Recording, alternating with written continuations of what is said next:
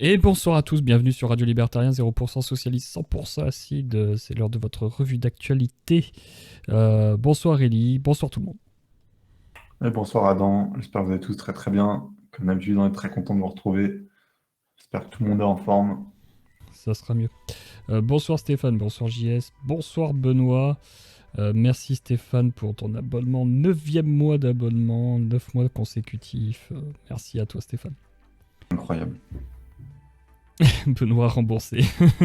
Allez, sur YouTube c'est gratuit. Si vous voulez des vidéos courtes qui vont dans les principes, suivez Arthur, il fait super bien le job, il reste bien accroché au principe, il explique bien les choses, et voilà. Et c'est très bien comme ça. Nous, c'est juste pour attirer les gens, vous faire marrer sur Instagram, et puis point barre, quoi. Voilà. Ça va pas plus loin. Si vous voulez aller plus loin, il y a les lives. Et les émissions. Du coup, on peut attaquer. Alors, on va attaquer avec, vu que c'est dans le thème, hein, je suis en train de jouer au jeu actuellement.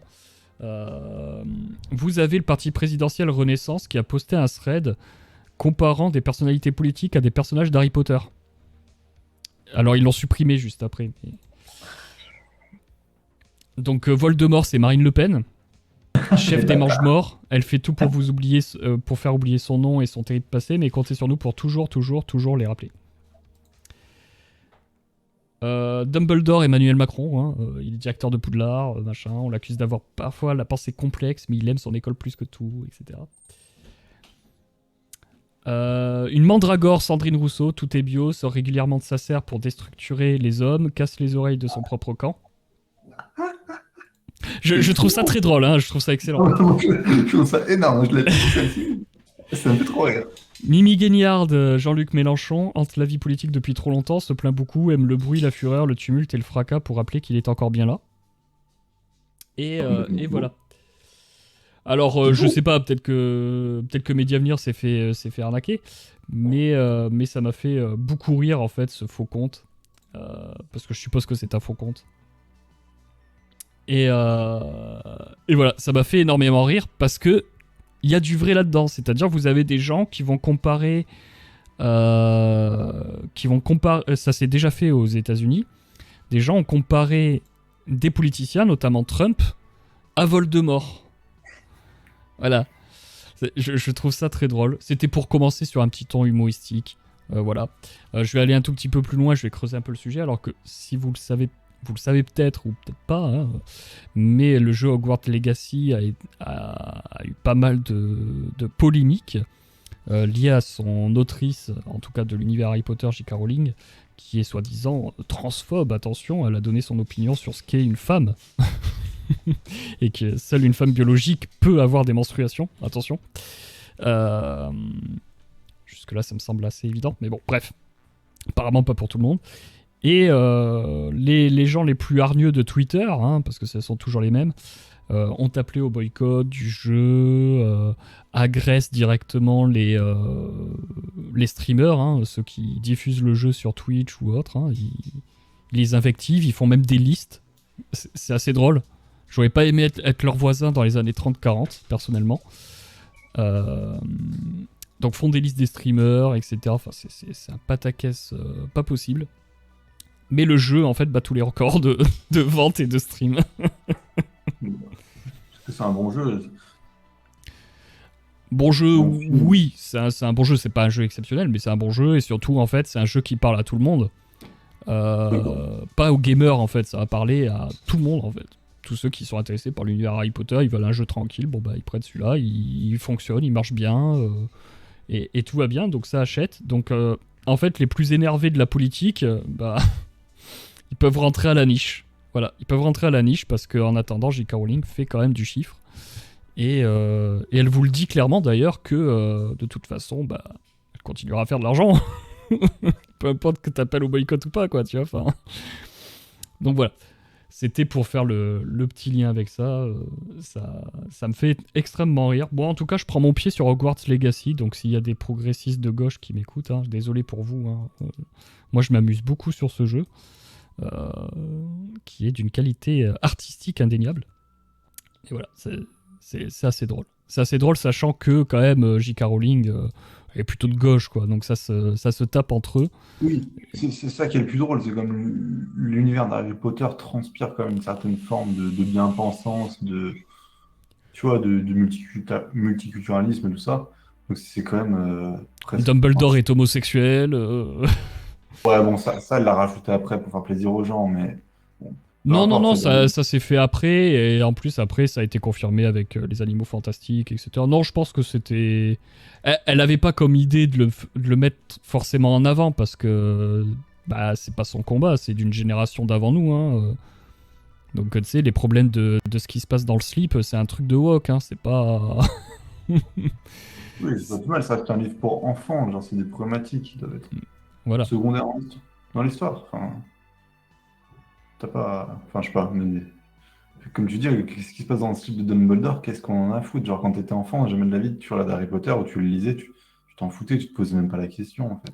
C'est Ça- pas ta première interrogation. c'est même pas ta centième interrogation, et surtout qu'il y a des choses qui sont, je pense, plus importantes et plus intéressantes dans Harry Potter.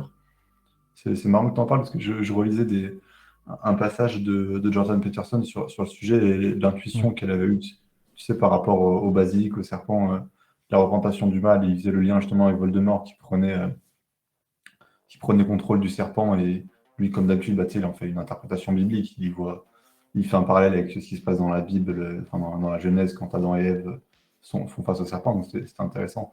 Donc tout ça pour dire qu'il y a des choses qui sont quand même plus intéressantes, je pense, chez Harry Potter que ces questions-là de savoir est-ce que Dumbledore était gay ou pas, ou ce genre de choses. C'est assez dramatique de voir que toutes les semaines, ou en tout cas tous les mois, tu as des pseudo-scandales sur ça. Enfin, tu dis, il y a peut-être des problèmes plus importants à régler que de se battre pour ça, quoi. Ces gens ont trop de loisirs, je pense. Ouais, non, mais Ils clairement, travaillent pas assez à côté, ils créent pas assez de richesse, donc ils s'ennuient et, et on a les combats qu'on mérite, quoi, tu vois. Tu vois ce que je veux dire? Ah oui, mais bien sûr que je vois ce que tu veux dire, je vois très bien ce que tu veux dire. Mais c'est triste, quoi. En arriver là, franchement, c'est dommage. C'est ça. Puis surtout que moi, ce qui me fait marrer, c'est qu'à chaque fois, ils ne donnent pas les sources directes, tu vois. De ce qu'elle a dit, de ce qu'elle a fait, etc. C'est à chaque fois des sites de gauche. Il n'y a jamais la source directe. Donc par exemple sur le fait que soi-disant elle finance des associations transphobes, alors nous en tant que libertariens, bah juste bah, elle fait ce qu'elle veut, si vraiment c'est son délire.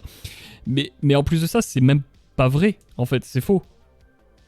Elle a financé une association de protection des femmes battues et violées, si tu veux. Mhm. Agressées, attention, maintenant, faut faire attention sur YouTube, faut pas dire viol, faut dire agression, tu vois, agression sexuelle. Même sexuelle, faut le biper, tu vois, enfin, ça devient de plus en plus puritain. Bref, Bon. je le biperai au montage au pire. Ça commence. Donc, des femmes qui ont été victimes et qui se sentent en insécurité et qui demandent à n'être qu'avec des femmes biologiquement femmes, en fait. Elles ne veulent pas d'hommes. Super merde. Non, il faut arrêter de dire ça, il faut arrêter de femme, biologiquement femme. Le concept même de femme se Je rapporte sais à bien, mais pour Non, mais expliquer la chose.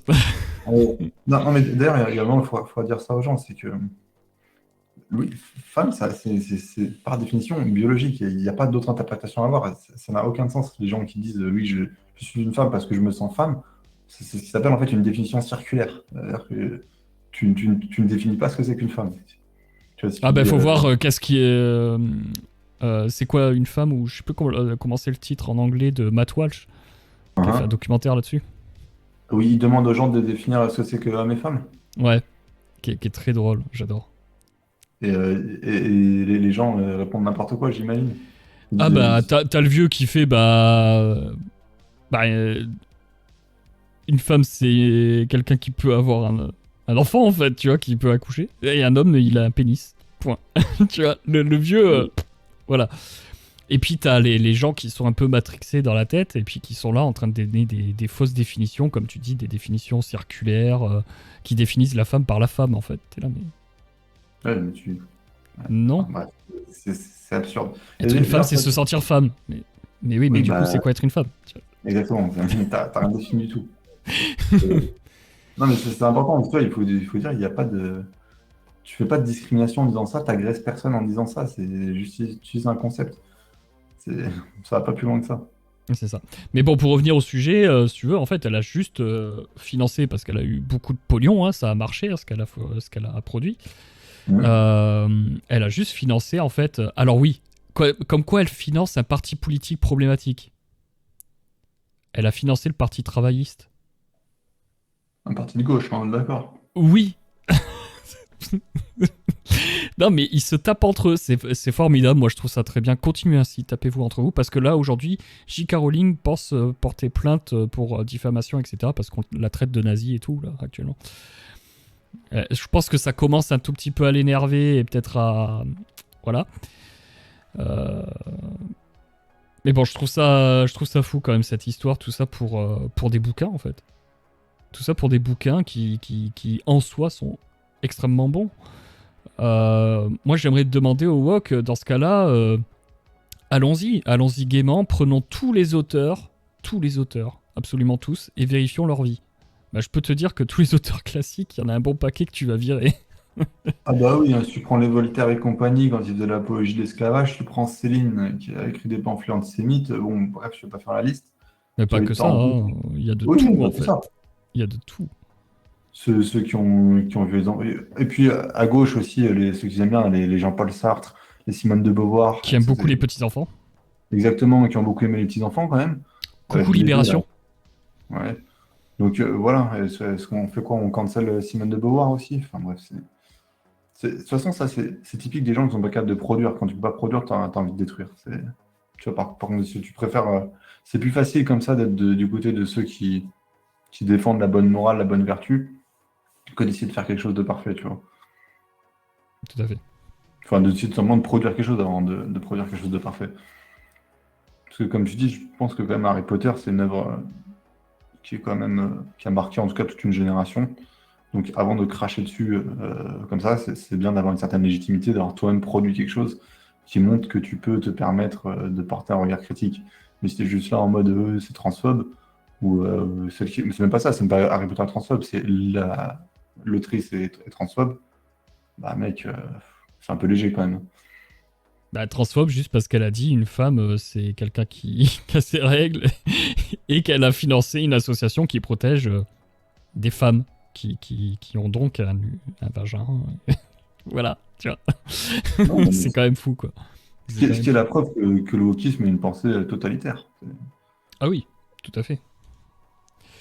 Bref, bah, tant qu'on est en train de parler de vagin, d'utérus, etc., on va rester dans le terme avec notre cher Rousseau.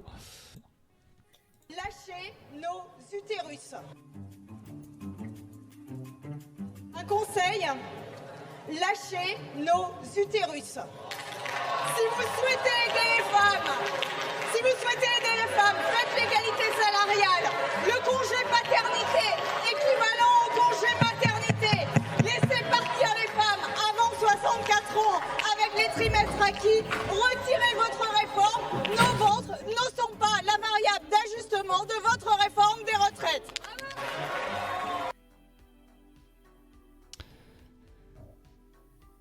Donc,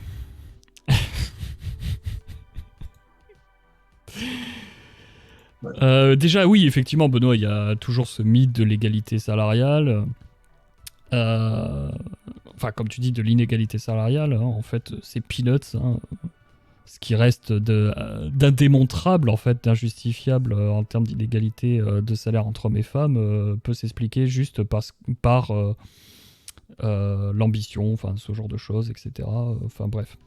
Non, mais de toute façon, ça, c'est une connerie qui se démonte de manière complètement a priori, quoi. Oui. Si effectivement il était possible et souhaitable pour un chef d'entreprise d'embaucher des femmes parce qu'elles sont moins chères pour le même travail, évidemment qu'il le ferait. Tout à fait. Ah, Bref.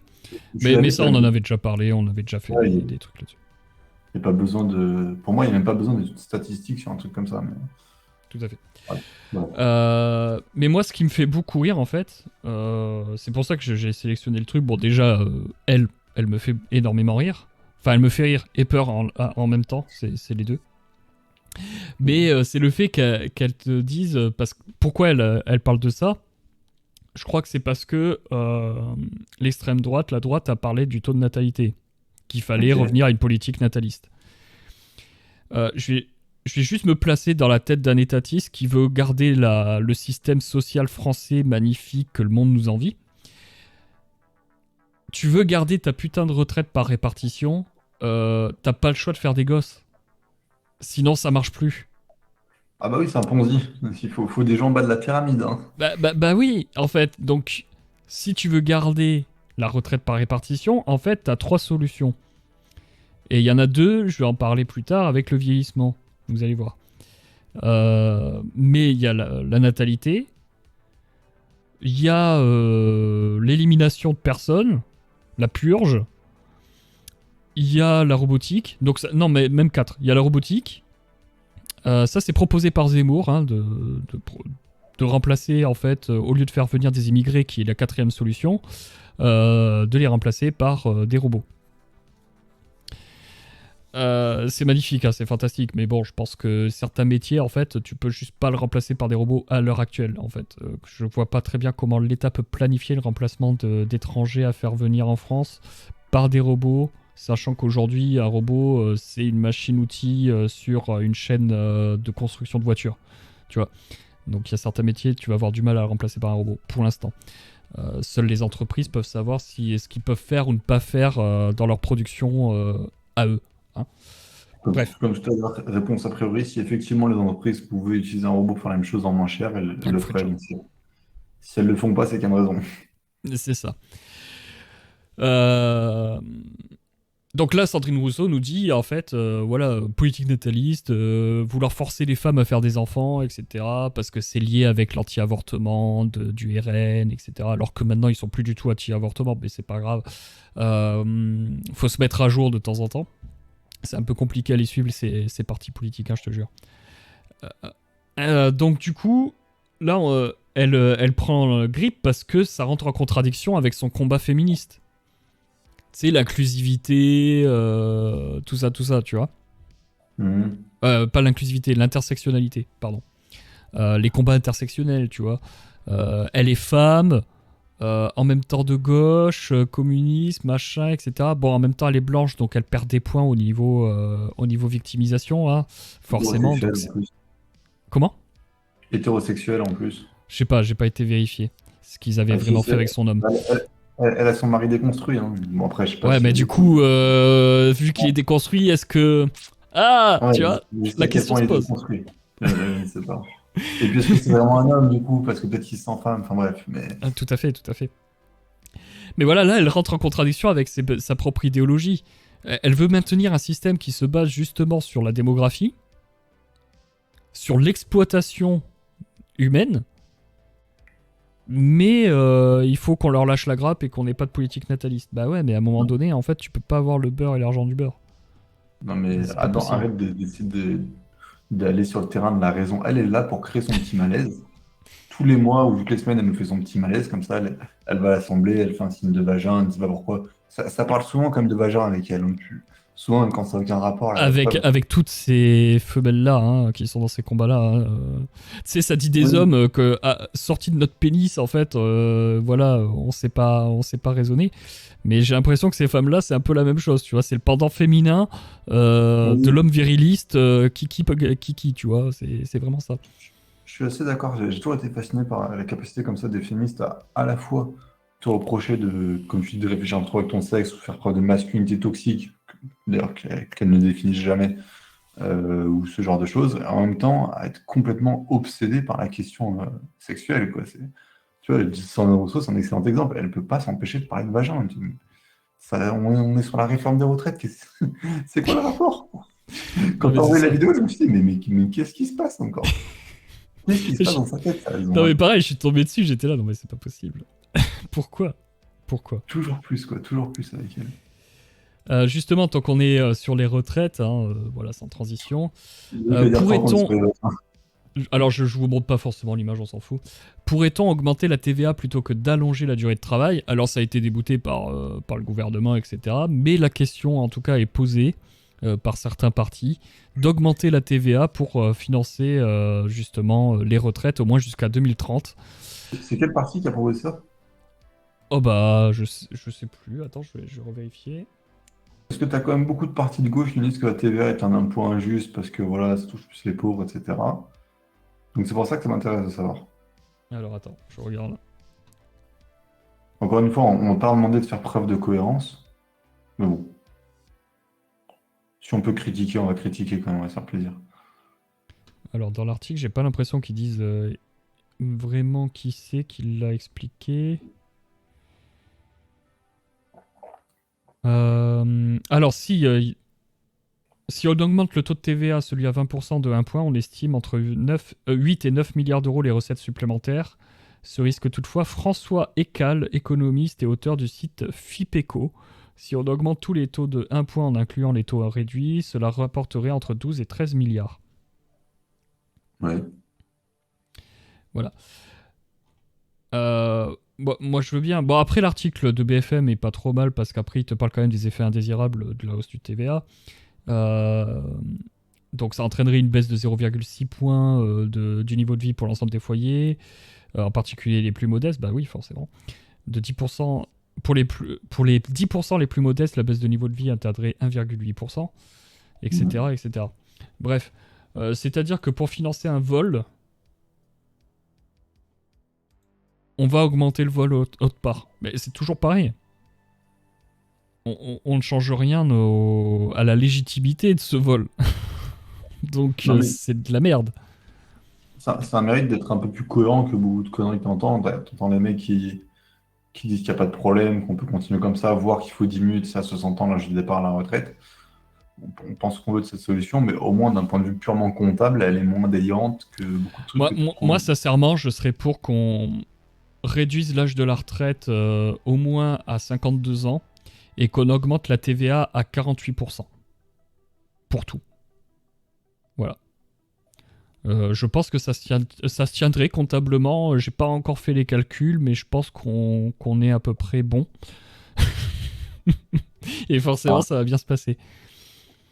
là, tu as un Euh, bon effet la fleur, c'est-à-dire que les gens vont tous se barrer, plus personne ne va produire en France, déjà qu'il n'y a plus grand monde. voilà. Ça, puis encore une fois, bah, quels gens vont être les plus appauvris directement parce que eux, ils vont pas pouvoir fuir en fait, ils vont pas pouvoir partir de ton régime totalitaire et spoliateur. Bah, c'est les gens les plus modestes. Voilà. Mm. Donc eux, en fait, ils vont continuer à tout perdre, comme d'habitude. C'est tout, hein. Après, ils vont tous déménager en Suisse, ils vont me casser les couilles, il y a beaucoup trop de Français déjà en Suisse. Restez en France. Et puis, qu'est-ce que tu fous en Suisse toi-même? Ah ouais, j'avoue, des fois, je me pose la question quand même. Mais bon. Bref. Voilà, c'était pour la petite anecdote quand même. Parce que pareil, ça me faisait rire en fait d'essayer de maintenir un système, encore une fois, de vol généralisé par un peu plus de vol. Tu vois.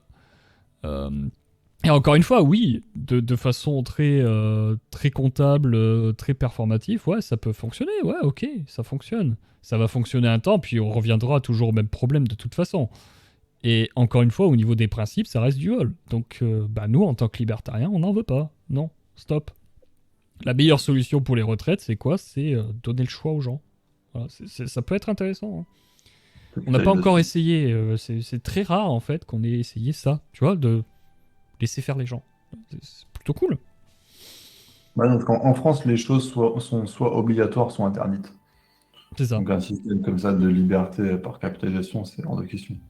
Et donc, toujours sur la retraite, nous avons quand même une sortie de Bruno Le Maire, hein, ministre de l'économie, qui nous a sorti: le dernier mot revient aux élus du peuple, pas à la rue. Donc, il C'est parle marrant, des manifestations, etc. je crois que le principe de démocratie, c'était le pouvoir au peuple. Le pouvoir au peuple par... enfin, ouais, le pouvoir par le peuple, pour le peuple, avec le peuple. Bon, déjà, faudrait me définir ce que c'est le peuple, hein, bref. Mais on va pas revenir à chaque fois là-dessus. Mais ça serait intéressant quand même qu'on nous donne une définition précise, hein, intemporelle, universelle de ce que c'est un peuple. Moi, je n'ai toujours pas compris, mais c'est pas grave. Et surtout, bah, le dernier mot ne devrait pas revenir ni aux élus du peuple, enfin aux élus de ceux qui votent, ni à la rue. Ça revient aux individus. C'est eux qui devraient avoir le dernier mot, qui doivent avoir le droit de veto. qui doivent pouvoir dire bah non, sans moi en fait, j'ai pas envie. Voilà. Non, ça m'intéresse pas. Demain peut-être, mais pas aujourd'hui. Tu vois? Voilà. Oui, moi je veux bien. Voilà, c'est tout. C'était juste pour revenir là-dessus parce que ça m'a marqué quand même cette phrase. Le dernier mot revient aux élus du peuple, pas à la rue. Alors même d'un point de vue des démocrates, républicains, même ça en fait, je trouve ça un peu abusé quand même. Mais bon. Parce que le dernier mot, même dans le système dans lequel on vit, le dernier mot, il revient quand même en fait à la rue, hein, les gars. Parce que c'est eux qui font et défont les roitelets. Hein, donc, quand on sait qui est dans la rue, et c'était pour faire une petite transition aussi là-dessus, les chiffres, c'est entre 1 et 2,5 millions à peu près de personnes qui ont fait grève et défilé dans la rue ces derniers jours. On est combien en France? On est 68 millions? Un peu moins de 70, ouais, je crois. Ouais. Voilà. Ça serait pas mal coupé, mais... Non mais c'est tout. Donc en fait, sur 68 millions de personnes, t'en as 2 millions qui cassent les couilles. Voilà, remettre les choses en perspective un tout petit peu. Voilà. Donc ils arrivent très bien à casser les couilles par contre, hein. Ils arrivent à très bien bloquer les choses, etc. Pas de soucis. Fermer les écoles, bloquer les universités, toujours les mêmes hein, de toute façon, hein, qui veulent pas bosser. Je me rappellerai toujours ce petit reportage, ce petit documentaire où ils avaient interrogé, alors je crois que c'était pendant le CPE, donc ça remonte, mais ils avaient interrogé des élèves qui faisaient grève, et t'en avais plein qui étaient là, ouais non mais c'est... On sait pas, mais bon, tout le monde fait grève, alors on fait grève. Bref, de toute façon, chaque génération a eu le droit à son lot de grève, à son lot de machin. C'est un truc classique français. Hein. De toute façon, on nous caricature assez à l'étranger pour ça. Pour notre immense amour des grèves. Non, mais tu sais que maintenant, on ne caricature plus. Je traîne de temps en temps un peu sur Reddit et genre de poubelles sur le web, et les mecs, ils nous adulent. Alors Ah ouais. qu'ils disent, oui, mais ils sont en mode, regardez ce que fait la France. Dès qu'il y a un problème, ils sont dans la rue, ils ont des couilles et tout. Moi, je suis en mode, oh putain, les gars, si vous saviez. Non, mais c'est surtout que Vraiment, ça sert à rien en plus. oui, Bah, mais tu sais que sur Internet, c'est toujours l'extrême gauche oui. qui gagne la bataille des idées. Et vraiment, je te jure que les mecs, ils nous adulent. Ils sont en mode, regardez comme ils sont courageux. Tu sais, tu n'as pas entendu parler du air anti-work sur Reddit, par exemple? Non, Euh, je vois ce que c'est la grande démission, par exemple. C'est dans le même truc. un subreddit de gauchistes hein, qui est censé montrer comment dire, les vicissitudes, on va le dire comme ça, du capitalisme et du monde du travail. Ouais. Et donc voilà, bah, c'est essentiellement des gauchistes, on va le dire, et comment dire, qui ont collecté tu sais, tous les témoignages des personnes qui sont un peu exploitées au travail. Et là, par exemple, quand il y a eu la réforme des retraites en France et les gens qui manifestaient, bah, il y a des posts qui étaient en mode regardez, les Français, eux, dès qu'il y a un petit problème, ils font la révolution, ils ne se laissent pas faire, on devrait faire pareil. Tu vois, il y a ce côté, en France, on n'est pas des soumis, quoi. On se laisse pas faire. Alors que si, on est les plus grands soumis. Hein. avec les Coréens du Nord. Kim Jong-un, sa petite fille ou sa fille? Sa petite fille est née. Ouais, bon. Kim Jong-il, je crois que c'est Il, ou un truc comme ça, ou Ye, Kim Jong-ye. Et du coup, il y a un décret qui est sorti et tous les gens qui ont leur fille qui s'appelait déjà Kim Jong-ye doivent changer de nom. Parce que le grand gourou, le grand maître l'a appelé comme ça. Donc Ouais. c'est fini, tu changes de nom. Voilà. Bon là niveau tyrannie, niveau ouais, là on est bien élevé quand même. On est bien élevé On là-bas. est sur des patrons mal, effectivement. Voilà. C'est solide. Ouais, c'est assez solide. Ouais. Mais ouais, non, les Français, oui, là, on n'est pas soumis. Bah si, on est bien sûr que si, on est soumis. on continue de voter. Enfin, certains continuent de voter. Bon, si t'appelles pas ça de la soumission, je sais pas ce que c'est. Hein. On a un taux de parasitage de l'État qui est à plus de 50%. Mais on continue, pas de soucis. Si ça, c'est pas être soumis, je sais pas ce que c'est. Voilà. Bref. Allez, on va enchaîner. On va enchaîner sur, allez, sur des petites infos comme ça. Ou non, direct Palmade. Allez, Palmade. J'ai envie de traiter Palmade maintenant. Alors, je me suis beaucoup marré à faire l'affiche. Sincèrement. Je l'avais en tête, je m'étais dit, allez, ça le fait, ça passe. Avec le titre en plus qui va bien. Donc, pour ceux qui ne savent pas, Pierre Palmade a eu un accident dont il est responsable. En tout cas, pour le commun des mortels, il est responsable. Maintenant, la justice française dira si oui ou non, mais bref, ça c'est encore autre chose. Il a foncé dans une voiture où je n'ai pas trop regardé le détail et ça ne m'intéresse pas. Et la femme qui était en face, la conductrice en face, elle gravement blessée et elle a perdu son enfant. Elle était enceinte et elle a perdu son enfant. Pierre Palmade, drogué à la cocaïne et avec 2 escort boys, a vu son domicile vandalisé apparemment, ou peut-être que c'est un maquillage, on n'en sait rien, mais son téléphone a disparu comme par hasard, etc. etc. Bref, c'est un peu chelou toute cette histoire quand même.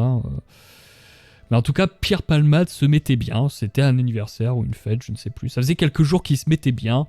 Et donc il a eu cet accident, et il était sous l'effet de la cocaïne.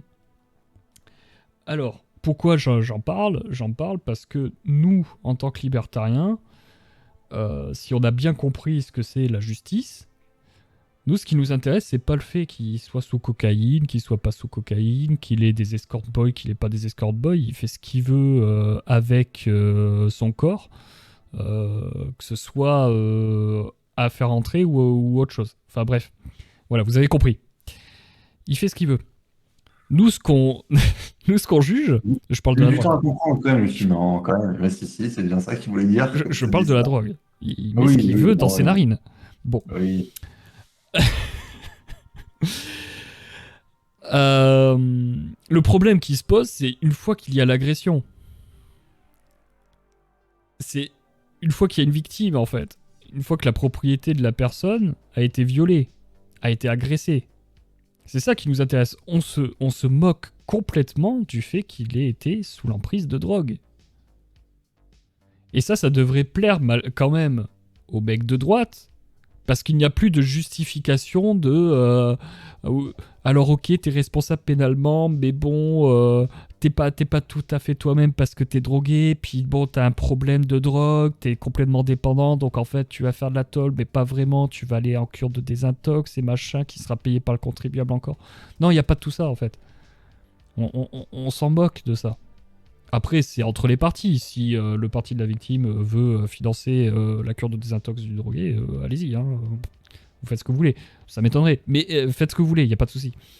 Ça sera le jeu du marché. Ça sera le marché des assurances qui vont légiférer là-dessus, qui vont faire jurisprudence. On s'en fout. Nous, ce qui nous importe, c'est l'agression. Caractériser l'agression. Et savoir ce qu'on en fait. Trouver une négociation entre les deux parties. Et là, vous avez des gens qui nous sortent ça. La jurisprudence de la Cour de cassation est claire. En droit pénal, le fœtus n'existe pas. Sa mort ne peut donc être reprochée à quiconque. Mais on s'en bat les couilles de ça, en fait. Qui est impacté par ce qui s'est passé ? Qui a perdu son gosse, qui le reconnaît comme étant quelque chose qui lui appartient, en fait ? C'est la femme. C'est la femme qui est concernée. C'est pas une Liliane Eld Kawam qui est totalement étrangère à l'affaire, etc. Ton avis apporte peu. On s'en moque. Mais ça, c'est juste pour pouvoir déterminer à quel taux le dédommagement va s'élever pour Pierre Palmade s'il doit payer, quoi. C'est tout, en fait. Je sais pas ce que t'as à dire là-dessus. Pas grand-chose. Franchement, effectivement, le problème de ces trucs-là, c'est que ça ramène le sempiternel débat de l'avortement, etc. Qui intellectuellement, je trouve assez intéressant, assez stimulant, mais qui est aussi saoulant à la longue, qui revient toujours, sans qu'on puisse réellement apporter de réponse, je trouve. Enfin, tu connais déjà mon point de vue sur la question, je crois qu'on en a déjà pas mal discuté, mais Ah oui, tout à fait. moi perso, à force, ça me saoule, genre. J'avoue que c'est pas la question qui me passionne le plus. Ah bah oui, mais bon, c'est une question qui passionne beaucoup de gens malheureusement. Donc, Ah, aussi. Disons qu'intellectuellement, comme je dis, je la trouve stimulante, mais elle me saoule justement parce qu'elle passionne trop. Justement, c'est ça le ouais. problème, c'est que c'est difficile d'avoir une discussion sereine sur le sujet face à quelque chose qui, alors, on peut le comprendre, hein, suscite autant d'émotions. Ouais, enfin, maintenant que j'ai bien compris le truc, tu vois, même en tant que libertarien, alors que je suis pas forcément pour l'avortement, moi, personnellement, à titre personnel, avec ma femme, etc., voilà, c'est comme ça. Mais une fois que tu as compris les principes et comment ça marche, en fait, la hiérarchisation, justement, des choses, bah, en fait, tu peux aborder le truc tout à fait sobrement, entre libertariens, bien entendu, qui ont compris la chose. Parce qu'en face, Ouais. ça s'énerve. En fait, faut le prendre comme tout le reste, hein. Tu dis, je suis pas favorable à titre personnel, mais moi, c'est pareil. Je trouve pas que ce soit quelque chose de formidable, bien au contraire. Mais c'est comme tout le reste, comme la cocaïne, je trouve pas ça formidable aussi de shoot à la cocaïne, je trouve pas ça formidable de se foutre une énorme minace tous les week-ends avec tes potes en boîte ou en prendre de la MDMA ou que sais-je. Mais c'est à titre personnel, et c'est pas la question. Ton avis, ton ressenti propre n'a aucune importance. Quand tu es libertarien, tu raisonnes en termes de droit.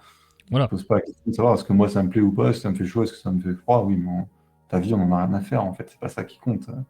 On a tous des ressentis différents, justement. Et si on commence à se demander que ressent chacun face à chaque question, euh, t'es pas sorti de l'auberge. C'est pas comme ça que fonctionne le droit. C'est pas le droit naturel. C'est peut-être d'ailleurs aussi une des manières d'aborder la différence entre le droit naturel et le droit positif. C'est que le droit positif, lui, il laisse justement complètement le champ du ressenti, De l'opinion. de l'opinion personnelle, en fait, que tu viens imposer à tout le monde, là où cette opinion personnelle n'a aucune importance aux yeux du droit naturel. Tout à fait. Et puis encore une fois, c'est comme pour le marché des fourchettes, hein, le marché des valeurs, des opinions fera son œuvre dans un monde libre, et puis voilà, et on verra ce qui se passera. D'accord. Et généralement, la sélection naturelle facilite bien le travail. C'est-à-dire que quand tu fais des mauvais choix en termes de valeurs, bah, les sociétés ne tiennent pas très longtemps. On en parlait enfin, on a travaillé sur le chapitre de liberté manifeste avec Stéphane, c'est un des sujets qui avait été abordé. Oui. C'est-à-dire qu'effectivement, une société, par exemple, qui ne reconnaîtrait pas le principe tu ne tueras point, qu'elle soit chrétienne ou pas, généralement, elle ne survit pas très longtemps. C'est quand même plus efficace du point de vue de la sélection naturelle de dire que tuer, c'est pas très bien quand même. Tu vois. La coopération fonctionne bien mieux. Effectivement, la coopération, généralement, le refus de la violence fonctionne bien mieux à long terme pour une société. Lui permet de prospérer. Bah, de toute façon, il n'y aurait pas de civilisation si on n'avait pas coopéré un jour. Hein. Tout simplement. Pas d'espèce humaine, je pense. Mais... Si directement, en fait, à partir du moment où on a commencé à se dire, cet os là, il est sympathique, il peut me servir à taper sur des trucs. Genre... Petite référence kubrickienne, pardon. Mais à partir du moment où le singe s'est dit, j'ai ce truc là, ça peut me servir à taper sur d'autres trucs, on va se taper. Tu sais que j'ai l'image de toi en singe maintenant qui tape avec un os. Hein. C'est terrible. Mais voilà, je pense pas qu'on aurait été très loin. On n'aurait pas été très très loin. Je suis pas un spécialiste de singes, mais je crois que je suis d'accord. Alors, le Comité national contre le tabagisme demande l'interdiction immédiate alors pas de ceci complètement, mais des arômes qu'il y a dans ceci. Des arômes autres que la saveur de tabac pour les produits contenant de la nicotine. Alors là, je vais faire beaucoup de subjectivité, désolé, hein, mais... Bon, déjà, au niveau objectif, juste ta gueule, t'as rien à m'interdire en fait, je fais ce que je veux, tu vois. Si j'ai envie de vaper de l'arôme fraise tagada, je fais ce que je veux. Tu vois, c'est mon problème. Et deuxièmement, le côté subjectif, si tu veux, en fait, grâce à ça et à des arômes plutôt sympathiques, j'ai arrêté la clope. Voilà. Et ça me donne plus du tout envie, en fait, maintenant, la cigarette. Limite, ça me donne envie de vomir, tu vois. C'est plus du tout mon truc. Sachant que je fumais un paquet de 30, voire plus, par jour. Pendant plus de 10 ans. Voilà. Ceci, en fait, va... Alors, chacun son avis sur la chose, mais moi, j'estime que ceci, en fait, va peut-être me sauver la vie et m'éviter un cancer des poumons. Peut-être. Voilà. C'est un choix personnel, et en tout cas, ça m'a été utile. Ça m'a servi. Parce que, et clairement, un peu sur ce sujet, parce que je connais pas grand-chose comme je fume pas. Toi, tu fumes des cigarettes électroniques, c'est ça? Alors, je vape, on dit pas fumer. Ouais, Ah, il n'y a pas de, y a pas de combustion. de combustion, voilà, merci. Il n'y a pas de combustion. Et c'est ça, justement, qui, on pense, réduit les risques liés à la cigarette électronique. Alors, tu as deux choses. Tu as la nicotine qu'il y a dedans, parce que c'est ça, en fait, qui crée la dépendance. Mais en Ouais. fait, tu as deux formes de dépendance. Tu as la dépendance chimique et t'as la dépendance comportementale. Ok. Et moi, maintenant, en fait, c'est plus une dépendance comportementale. Même la clope, c'était une dépendance comportementale plus qu'autre chose. J'ai toujours besoin d'avoir les doigts occupés. Mhm. Et bon, je peux pas me branler toute la journée, quoi, tu vois. Donc, j'ai besoin d'autres choses dans les mains, tu vois. La cigarette Et du électronique. coup, ouais, c'est phallique, hein, ça reste phallique comme objet. Ah, bah bien sûr. Mais de toute façon, j'ai toujours un petit délire avec les trucs en forme de bâton. Hein. Mhm. Bon, c'est très simiesque. Hein. On revient toujours au même. Euh, mais voilà, donc tu as ces deux dépendances, et en fait, le fait de vaper et de recracher de la vapeur, d'avoir les mains occupées, etc., bah, ça aide au niveau de la dépendance à la clope. Alors que le patch ou le chewing-gum, par exemple, c'est pas du tout la même chose. Ça va régler ta dépendance chimique, peut-être, mais pas ta dépendance comportementale. Mais pareil, arrête-moi si je me trompe, mais il me semble aussi que en plus, le fait que justement il n'y ait pas de combustion est bien meilleur pour la santé, Ouais, parce que ça limite fortement le risque de cancer. ouais. Tu... Alors, il y avait une étude qui était sortie en Angleterre qui Mhm. parlait de. Il y a plus de c'est 99,9% de produits cancérigènes en moins. Ok. Voilà, donc. Bon, après, voilà, c'est pas inoffensif. C'est pas totalement inoffensif. Mais si Ok. t'évites de faire le guignol comme ces Américains qui foutent de l'huile dans leur truc et Quoi? qui du coup se retrouvent avec un épanchement pulmonaire, voilà, bon. Si tu fais pas ce genre de conneries, tu vois, tout se passe bien. Je me pourquoi je suis pas surpris. Il y a que pour faire des trucs comme ça, genre par exemple, ah bah si je fous un peu d'huile dans ma cigarette, c'est marrant ça. Ouais, non, mais de l'huile, je crois que c'était de l'huile de CBD qu'ils avaient foutu là-dedans, mais c'est de l'huile, quoi, tu vois, donc tu vois, l'huile, eau, ça se mélange pas, tu vois. Oui, oui, Donc non mais l'huile dans tes muqueuses, je suis pas chimiste, mais ça me serait pas venu l'idée, c'est vrai. voilà, c'est pas génial, c'est pas génial. Mais si tu fais pas Non. de conneries comme ça, etc., bon bah, c'est largement moins nocif que la clope, en tout cas. Pour ceux qui consomment ce genre de produit, c'est ce que nous estimons, et les études, en tout cas sur lesquelles on se base, Mhm. nous le démontrent. Et puis en soi, de toute façon, peu importe, que ce soit la clope, la cigarette électronique, la clope qui fait rigoler, tous ces trucs-là, en fait, on fait ce qu'on veut. Enfin, c'est notre corps. Si on a envie de le pourrir, on le pourrit. Encore mon choix, ouais. Mon corps, mon choix, mais tout à fait. Mais moi, je veux que ça aille jusqu'au bout, en fait. Pas juste pour l'IVG. Merci. Voilà. Ça serait bien que ça soit pour le reste aussi. Comme certaines injections qu'on a eues il y a quelques temps, pour un truc venu de Chine. Voilà. Mon corps, mon choix. Mais Moi, je l'ai ça, fait, mais j'aurais aimé que mes collègues qui n'avaient pas envie de le faire puissent ne pas le faire et ne pas en subir les conséquences légales et étatiques. mais Voilà. du coup, si je te pose la question, là, tu vois, par rapport à la combustion et tout, Ouais. c'est la preuve que tu as encore les ravages de l'utilitarisme. C'est que là, on va avoir encore plein d'antitélies, comme diraient les fans de Baskar.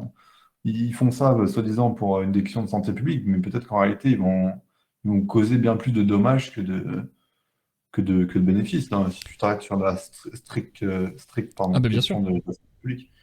Donc c'est absurde. Ah C'est bah littéralement absurde. non, non, mais imagine juste un truc. Aujourd'hui, je sais pas comment ça se passerait si demain ça devenait complètement illégal et hors de prix, tu vois. Je sais pas si je reviendrai à la clope. Là aujourd'hui, je sais pas. Je pense pas. Mais rien n'est sûr. Mais tu me prends il y a 2 ans, tu me Je dis te prends tous les jours. demain, ouais, tu me prends tous les jours quand tu veux, pas de souci. Mais il y a 2 ans, tu me dis ça devient hors de prix ou totalement illégal, Mhm. je retourne à la clope, peu importe le prix. Ok, ouais. Voilà, donc tu m'aides pas en fait. Non, clairement. L'État ne m'aide pas et au contraire, en fait, il renforce mon addiction et peut-être mon cancer, tu vois. Voilà. J'ai vu que d'ailleurs là-dessus, il faisait beaucoup de désinformation. Et comment elle s'appelle cette drogue, là, le tabac suédois? Comment ça s'appelle? Le truc que tu mâches là. T'as un Alors entendu là, parler je de sais ça? pas du tout. Il y a une espèce de tabac à mettre sur la gencive et tout. Et j'avais vu un reportage ou deux. Mais ça, c'est le Et truc américain, c'est la chic. non, non, non, non, c'est un nom vraiment suédois, chelou D'accord, et ok, tout. je connais pas. Je me souviens plus comment ça s'appelle. Et vraiment, il y avait des reportages qui présentaient ça comme la pire drogue de la Terre et tout. Et après, j'avais lu une étude sur le sujet qui montrait qu'en fait, enfin, pas du tout, tu vois, c'était littéralement des énormes conneries. Ils disaient que c'était complètement faux et que c'était beaucoup moins dangereux, par exemple, que la cigarette, justement, parce qu'il n'y a pas de combustion Hmm. et que, bon, Alors, il y avait aussi des effets secondaires. Mais le principal effet secondaire, en fait, si tu veux, c'est que ça donne une mauvaise haleine. Qui, certes, n'est pas terrible, mais enfin, c'est même pas la même chose que de taper un putain de cancer. c'est quand je fumais les cigarios et que j'avais une haleine d'oignons frits, tu vois, d'oignons pourris. C'était Mmh. cool. Ça m'a jamais empêché de draguer, hein. T'étais Mais, très très beau, genre. ouais, bah oui, toujours. Genre. Surtout, en fait, là, il y a un truc, c'est qu'au niveau européen, il y a la réglementation des produits nicotiniques et dérivés du tabac. D'accord? Ça, c'est classé comme produit dérivé du tabac. Il n'y a pas de tabac dedans.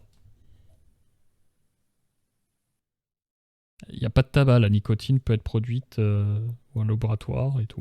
Ouais, en fait, ces idiots, ils font l'amalgame entre tabac et nicotine, quoi. Ils sont pas Pour capables te de faire la l'interdire. distinction. En fait, ils veulent interdire tous les trucs que tu pourrais te foutre dans les poumons, quoi. Tu vois, c'est tout.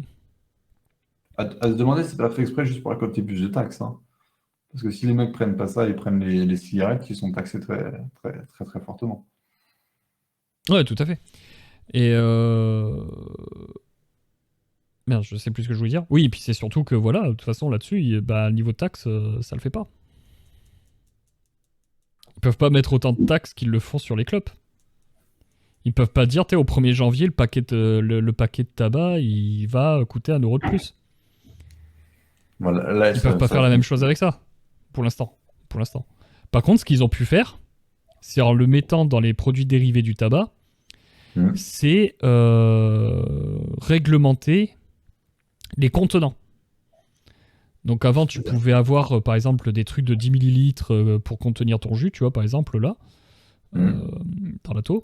Maintenant, c'est 4 millilitres ou 5 millilitres la limite. Et les contenants de jus, donc ceux-ci, par exemple, ne peuvent plus être vendus directement. Plutôt les gros. On va prendre un gros, ça peut plus être vendu directement comme ça. D'accord? Avec de la nicotine dedans. Maintenant, la nicotine, c'est des toutes petites fioles. Et tu peux pas dépasser ces petites fioles. Donc du coup, moi, quand je commande, je me retrouve avec une dizaine de petites fioles à remplir pour remplir ça, tu vois. Donc ça fait encore plus de plastique. Donc vive l'écologie. Ouais, enfin, l'écologie. Non, mais c'est quand ça les arrange, tu vois, l'écologie. Ah oui, bien sûr. Voilà. Bref. Tout ça pour dire que, bon, bah, encore une fois, alors c'est pas directement l'Europe ou autre, hein, là c'est le Comité national contre le tabagisme, hein, mais c'est tout comme, hein. De toute façon, il suffit de suivre l'argent, par qui ils sont financés, et puis voilà. Espèce de complotiste, là. Tout à fait. Le Parlement européen, hein, puisqu'on parlait de ça, a voté l'interdiction donc de la vente de voitures neuves essence, diesel et hybrides d'ici 2035. Ça, ça fait longtemps, ça, non? Non, non. Non, là, là c'est au niveau, c'est au Parlement européen directement. Avant, c'était une direction à prendre. La France, elle, s'est engagée. Et là, maintenant, c'est le Parlement européen qui s'engage. Par contre, là, maintenant, c'est directement, c'est. Tu vois ce que je veux dire? Oui, oui, enfin, dans l'idée, je pense que oui, mais récemment, en fait, je pensais que c'était déjà le cas. Je pensais que c'était déjà une directive européenne, que ça devait juste être retranscrit en droit français. Non. J'ai pas compris que c'était de l'ordre du consultatif. Mais bon, ça change pas grand-chose. Et ce qui est génial, c'est qu'ils mettent l'hybride aussi maintenant. Ils mettent l'hybride dedans. Ouais. Par contre, effectivement, je savais pas. Ils mettent l'hybride dedans. Donc ça veut dire qu'à partir de 2035, c'est dans pas Mhm. longtemps, hein, 2035, hein, les gars. Ah, C'est à l'échelle 12 ans. industrielle, 12 ans, ça passe très très vite. Hein. Ça passe très très vite, je peux vous l'assurer. Euh, Dans 12 ans, que des véhicules électriques. ma conviction, c'est que ce truc, il est intenable et qu'ils vont revenir dessus. Je peux t'expliquer rapidement pourquoi. Je pense aussi, ouais. C'est- on estime qu'il faudrait, pour avoir un truc comme ça, il faudrait 1 million de bornes électriques en France, bornes de recharge, hein. Aujourd'hui, on en a 70 000. Donc, littéralement, il faudrait une borne de recharge tous les 50 mètres dans la rue. Si vous voulez pas avoir des bouchons monstres à chaque fois que c'est un départ en vacances, quelque chose. Donc, même d'un simple point de vue technique comment dire, d'urbanisme, ça paraît impossible. En tout cas, très très compliqué. Et après, à ça, évidemment, il faut ajouter tous les problèmes industriels. Alors que pour l'instant, les Volkswagen et compagnie font quand même surtout des voitures thermiques. Bon, forcément, toutes les usines, ils n'ont pas tous les composants aussi, parce qu'il y a beaucoup de composants qui deviennent de plus en plus compliqués à trouver pour faire les batteries des véhicules électriques. On parle beaucoup des terres rares, mais il y a d'autres trucs aussi qui manquent. Donc, en tout cas, à l'heure actuelle, ça paraît très très compliqué. Et comme tu dis, 12 ans, ça passe très très vite. Très très vite, pardon, à l'échelle industrielle, enfin, c'est un clignement d'œil, quoi. Tu peux pas d'un coup tout changer tes usines, changer tout, former tes ingénieurs, former tes employés, etc. Enfin, ça se fait quand même pas du jour au lendemain. Donc voilà, moi l'intuition que j'ai, c'est que c'est un coup de com', qu'ils vont revenir dessus, que peut-être qu'on sera à 10%, 20% de véhicules électriques d'ici 5 ou 10 ans, ça c'est possible. 100% de véhicules électriques, non. D'autant plus que Non. il faut pas, Puis, faut pas, oublier puis faut pas oublier un truc. faut quand même se dire aussi une chose, c'est que en 12 ans, les familles modestes ont intérêt d'économiser au minimum 30 000 euros.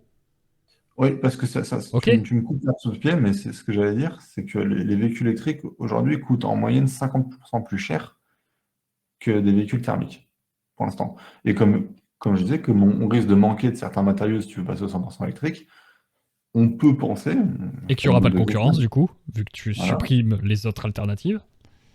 on peut penser a priori que ce gap, là, ce spread, il va encore augmenter. Donc c'est pour ça que je te dis, ça ne paraît pas possible. Ou alors, ça veut dire que tu acceptes que finalement, tu es toute une partie de la population qui ne puisse plus du Non tout mais, se déplacer en voiture. Je Ellie, pense vraiment. Ellie, Ellie, Oui. tu n'as aucune imagination. Allez. Les mecs dans la campagne, ils vont se déplacer en vélo, Il y a c'est ça? quelque chose de très simple à mettre en place. Franchement, une loterie. Ah, Une loterie non, pour accéder aux véhicules électriques. tu manques d'imagination, il faut un pass carbone et uniquement les meilleurs citoyens auront le droit d'avoir une voiture. Oui, C'est non sûr mais et ça certain. après, ça c'est le protocole d'accès à la loterie. Mais regarde, en Ah, URSS, ils l'ont fait, ça s'est très bien passé. ouais, il fallait quoi, 15 ans pour avoir ta petite bagnole de merde, là? Voilà. Et puis jusque dans les années 90, ils avaient toujours le même modèle de la date, tu vois. Non mais c'est tout. Moi je pense qu'on pourrait mettre ça en place pour le véhicule électrique. Et comme dit Benoît, au pire, bah, on offre une trottinette à tout le monde. Et puis voilà. Électrique aussi, la trottinette ou pas? Ah bah bien sûr, tout électrique. Tout. Let's Tout go. doit être électrique.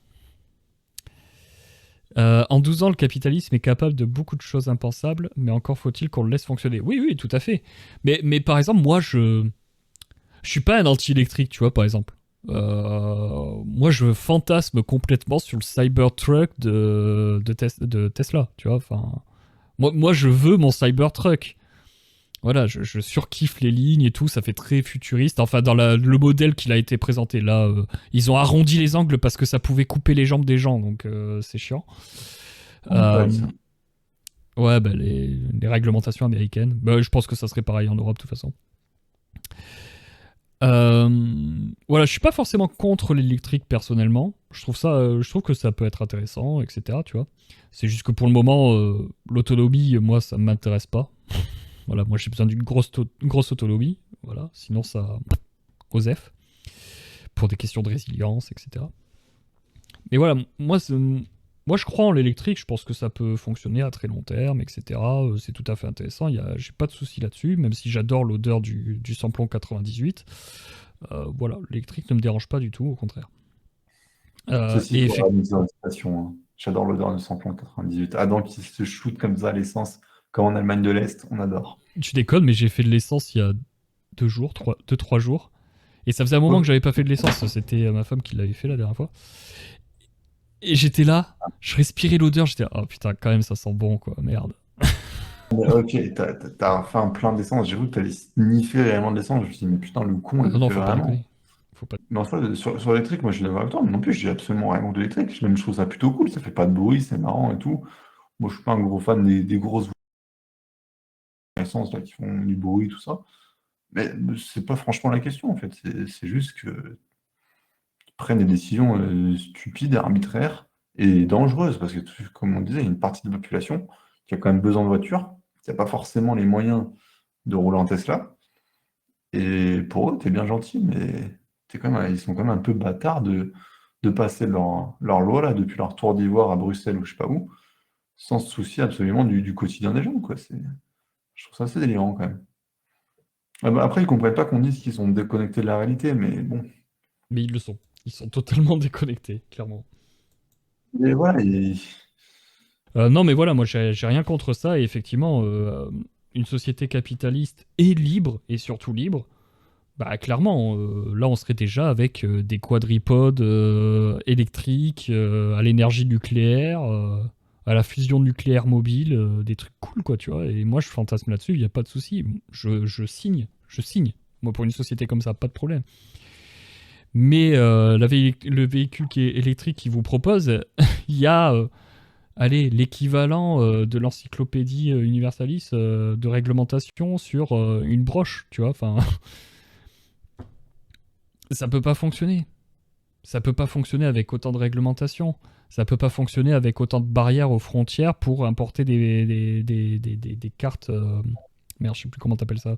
Euh, des circuits imprimés.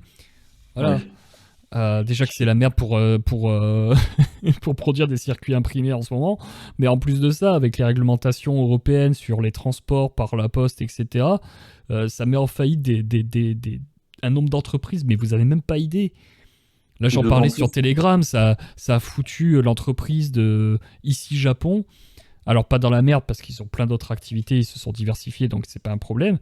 Mais ils avaient une activité d'export de friandises japonaises auxquelles nous on n'a pas accès en fait, normalement en France.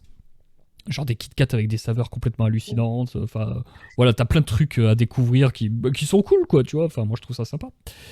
Et ça fait plus de 10 ans qu'ils avaient ça.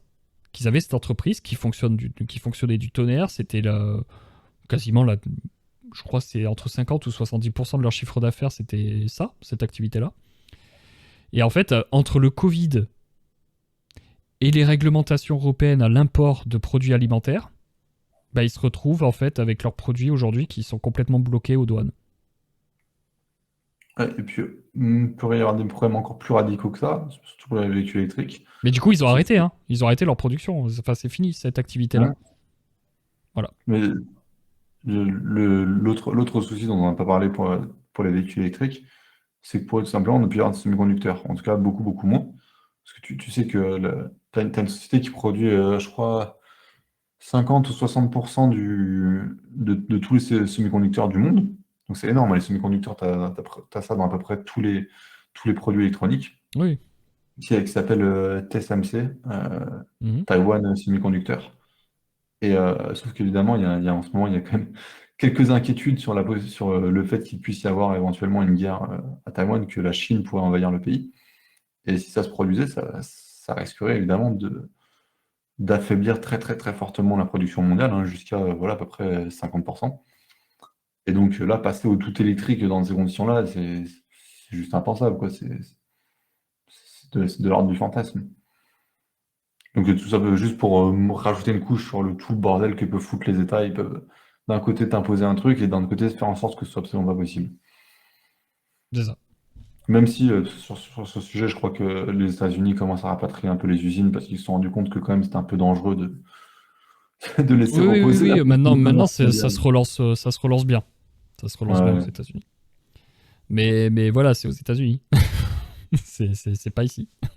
Mm. Donc, et justement, là aussi, ça c'est une réponse à tous les protectionnistes de droite. Avec des événements comme ça, bah forcément, des entreprises vont essayer de se retrouver un peu plus proches du consommateur final pour réduire les coûts. Donc c'est pas un problème en fait. Parce que justement, aujourd'hui, là, les entreprises américaines se rendent compte, bah, ça serait plutôt pas mal d'avoir des fournisseurs américains, ou en tout cas plus proches, et qui soient loin de tous les problèmes qu'il peut y avoir là-bas, tu vois. Je pense aussi à il y a plus de 10 ans, quand il y a eu les inondations en Indonésie, où on s'est retrouvé Mm. en rate de disque dur. Et ça coûtait une somme hallucinante. Bah ouais, tout était au même endroit, etc. Bon bah voilà, aujourd'hui c'est un peu dispatché. Laissez faire les choses. Laissez faire les choses, les gars. Ça peut presque être un thème d'une émission, bah, thème justement. La démondialisation, c'est un phénomène Ouais. qui est assez nouveau et qui est assez inquiétant. Enfin, qui est assez inquiétant, a priori plutôt inquiétant, parce que c'est quand même une des forces qui a permis l'enrichissement et qui a quand même sorti des centaines de millions de personnes de la pauvreté, pour ne pas dire de la misère, notamment en Entre Asie. autres. Entre autres. Entre autres. Mais pas uniquement, mais même pour nous, Européens ou Américains, on a bénéficié de produits fabriqués pas cher par des petits Chinois pendant des années. Euh, Si on devait revenir à une économie beaucoup plus centrée sur elle-même en Europe, ah, ça nous ferait bizarre, hein. Ça veut dire une sacrée perte de niveau de vie. C'est juste la suggestion que j'avais, ça m'a traversé l'esprit comme ça. Non, mais c'est surtout que de toute façon, même historiquement, je suis désolé, mais tu vois, les droitards qui fantasment sur la République romaine ou l'Empire romain, bah je suis désolé, mais c'est un monde mondialisé, hein. C'est une société Ah bah oui. mondialisée, hein. Bah, clairement, oui, c'est pas un bon exemple, parce que justement, oui, ils ont bâti leur fortune au 1er siècle sur la Pax Romana, qui est quand même un ensemble d'échanges sur toute la Méditerranée. Donc, Alors c'est le monde qu'ils effectivement. connaissaient eux à l'époque, mais c'est le monde quand même pour eux, tu vois. Enfin, donc, donc t'as ça, et t'as aussi, j'ai regardé alors je sais plus sur quelle émission c'était sur YouTube, mais quelque chose de très intéressant, c'était sur les peuples de la mer. Enfin, qu'on appelle peuples de la mer, mais ça serait un mélange de différents peuples, etc., qui se sont organisés pour piller et qui auraient entraîné la disparition de certaines civilisations, de certaines villes, etc. Et notamment, par exemple, de la société mycénienne. Mycénienne, minoenne, mycénienne, mycénienne, je crois. Ok. Euh, et en fait, tu apprends dans ce documentaire que tu avais une plaque tournante, Chypre, par lequel passaient en fait tous les échanges commerciaux entre les différents empires. Les différents Ok. empires, les différentes cités-États, etc., qui se mettaient en place petit à petit. Et qu'on voyait que malgré les guerres, ils faisaient tout pour que la circulation des produits puisse quand même avoir lieu, parce que chacun était dépendant de chacun. Voilà, mais c'était très intéressant, et en fait c'était leur monde à eux, ils connaissaient pas autre chose, tu vois, c'était leur monde à eux, donc c'était une société mondialisée au final, mais à leur échelle, voilà, tout simplement. Donc ça a toujours eu lieu, et ça a toujours existé, comme on peut retrouver une hache viking en Chine intérieure, enfin, voilà, faut arrêter avec ces délires-là, euh, voilà, c'est tout. Je sais pas comment Ok. conclure ma phrase, mais c'est tout. Bref. C'est intéressant. Je ne saurais pas non plus comment conclure plus que ça, mais oui, c'est vrai. Non, mais voilà, c'est un phénomène humain, et puis c'est tout. Les guerres, c'est du fait des États, et point barre. Donc laissez faire les gens, laissez faire le marché, et tout se passera très bien. Allez, on va avancer un peu, parce que l'heure elle aussi avance. Alors ça va te faire plaisir, hein, Ellie. Comment Un plaisir. professeur d'économie de l'université de Yale estime que la seule solution au vieillissement de la société japonaise est un suicide de masse des personnes âgées. Bien sûr. Bah, ils se sont rendus compte qu'imposer la robotisation, ça n'avait pas trop fonctionné. Voilà. Donc du coup, maintenant, ils proposent le suicide de masse des personnes âgées. Allez, directement. Voilà. Ah bah ça résout le problème, hein. Bah, c'est pareil, on parlait d'utilitarisme tout à l'heure, vous voyez à nouveau les ravages de l'utilitarisme, hein. À partir du moment où tu vois qu'il y a un problème, tu es prêt à imaginer toutes les solutions possibles et imaginables pour le résoudre. Donc C'est ouais, ça. allons-y, suicidons tous les vieux, plus de problème de retraite. Bon, ça pose un peu la question, c'est que de savoir à quoi ça sert de parler de retraite si après tu dois te suicider. Mais bon, peut-être que c'est moi qui suis mauvaise langue. Non, mais un peu comme j'ai regardé un film là, Midsommar, qui était très très cool, un peu dérangeant, mais très très cool. J'ai bien aimé. Où en fait c'est une société un peu sectaire, païenne. Tu sais, c'est du folk horror en Suède. Et ça se passe pendant la période des jours les plus longs, tu vois, c'est-à-dire le soleil de minuit. Donc il fait jour jusqu'à pas d'heure, etc. Donc t'as un côté très horreur psychologique, mais en même temps il fait super beau, il y a des fleurs partout et tout, tu vois. Donc la mise en scène est très dérangeante, j'ai vraiment surkiffé. Et en fait cette société-là a plusieurs cycles, donc t'as le premier cycle de 0 à je crois 18 ans, après de 18 à 35, où t'es adulte, et après, enfin je vous dis peut-être des conneries, je me rappelle plus des âges, mais je me rappelle de l'âge de la fin, jusqu'à 72 ans. Et puis à 72 ans, ben, qu'est-ce qui se passe? Tu vois, les invités, entre guillemets, qui viennent de notre monde à nous, de nos sociétés à nous, ils sont là, à 72 ans, mais qu'est-ce qui se passe? Et bon, bah, si tu veux, bon, bah, quick, en fait. Bon, je vous dis pas plus, je vous spoil pas plus, allez voir le film hein, sur tous les bons sites que vous connaissez très bien. Mais à partir de 72 ans, quick. Voilà. Ah bah au moins ça règle plein de questions. Ça règle T'as pas pas mal de, de re- choses. pas de problème de retraite si t'as pas de retraité, hein, c'est logique. Tout à fait, Chacal, ouais. Tout à fait. Voilà, c'est ça. Donc c'était pour la petite info rigolote. Enfin, rigolote. Un peu moins pour les vieux japonais, mais... mais voilà. Bon, l'artificialisation des sols... allez, je vais vous en parler vite fait.